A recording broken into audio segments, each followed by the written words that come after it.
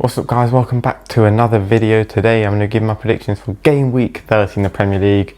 I know it's been a very long time, but I am now officially back. Burnley against Bournemouth. Burnley are in a very bad position. They're pretty much already relegated. Bournemouth had a very mixed season, but I think that they have the quality to win this game. I've gone 2-1 to Bournemouth. I mean, they are still in with a very real chance of getting into Europe. And if they are going to do that, this is the sort of game they do need to win. Burnley currently 9 points off safety. Again, this is probably the sort of game they do need to win if they are going to survive. Sunderland against Brighton. Sunderland being the surprise packages of the whole season so far. Like, they've been brilliant.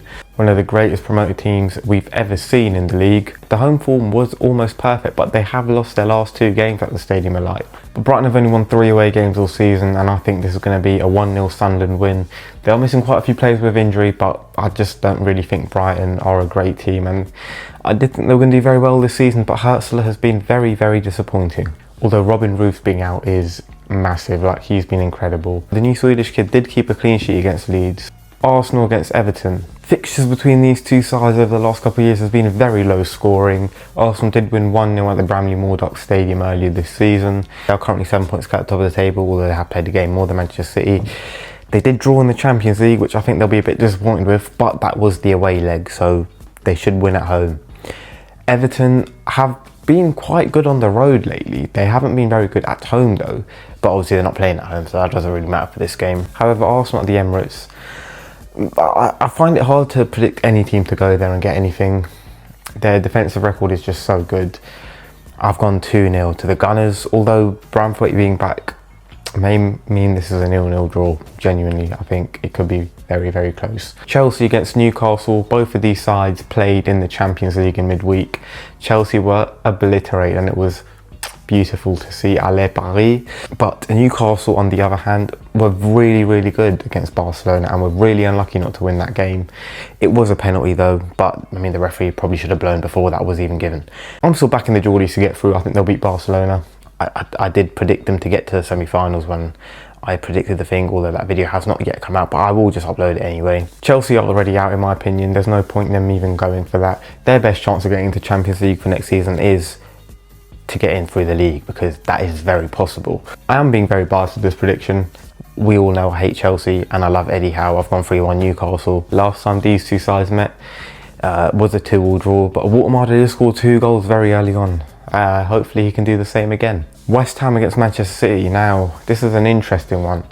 Typically, now Manchester City usually wipe the floor with West Ham pretty easily when they meet, but something feels a bit different this time. Like, you know, Pep Guardiola against Real Madrid, horrific. You know, once again, he was just an idiot, man, and it happens so often in these high stakes Champions League games. He constantly picks the wrong team when it's so obvious what he should do, and they get battered, and they've now left themselves a mountain to climb. Whereas if he had just picked the team he had been picking and the team that had been working, the formation that had been working, they would have won there. And this West Ham team are in pretty good form. They haven't lost for a while. I mean, since we kick-started their season, they've been fantastic. You know, Somerville has been unreal, although he will probably miss this game, which is massive, man, because if he was fit, yeah, West Ham might have won this game. However, I've played it a bit safe. I've gone 2-1 Manchester City. Really, they should win. And obviously West Ham at the back are still not very solid in my opinion. I think Tadebo's alright. Disasi's been good, to be fair. But Mavropanos is dreadful. Kilman is horrific. Like, them two, Hermanson is a terrible goalkeeper. So I do think Manchester City will just edge it. But if Pep Guardiola implodes again, West Ham absolutely have a chance. Crystal Palace against Leeds. I want to say a bit of a relegation battle here, but it's not really. Palace are now 10 points clear, which is really unfortunate, man. They were so close to being dragged right in. Leeds are only 3 points clear. They've only won 1 game on the road. Despite the fact that their new formation was giving them some really good results, they did draw a lot, and obviously losing at home to Sunderland last time out wasn't exactly ideal. But Palace at home aren't very good either, and again, I might be being a bit biased here because I do hate Crystal Palace, but I've gone with a 3-1 Leeds win.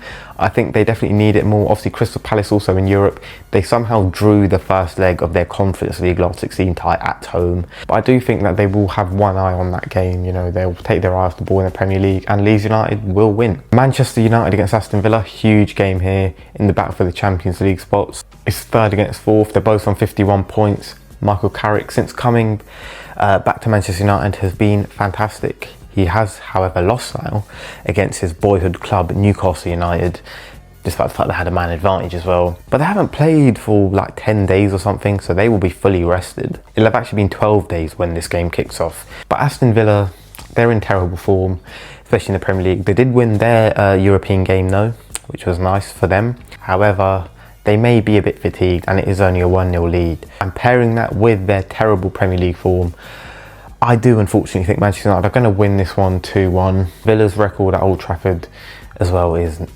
it's not good, you know. Nottingham Forest against Fulham.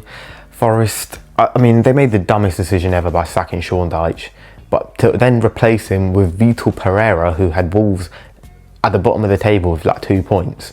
It's just bewildering. Like, yes, he did all right I mean, to be fair, he did do very well last season, but come on, man. You can, like, Sean Dyche would never have taken him down, man. They're in real danger now. Fulham, it's a bit of a weird team, man. I don't really know what to say about Fulham. I mean, obviously, I hate them as a QPR fan, and I do hope they lose, and I have predicted a 3-2 Nottingham Forest win. But that is just very biased because Nottingham Forest lost at home to Midtjylland in the first leg of their Europa League last 16 game. That's a terrible result. However, obviously they're not out of it, but again, they're going to have one eye on that. So I don't know why I've said they're going to win, man, but I just really hope they do win. Liverpool against Tottenham.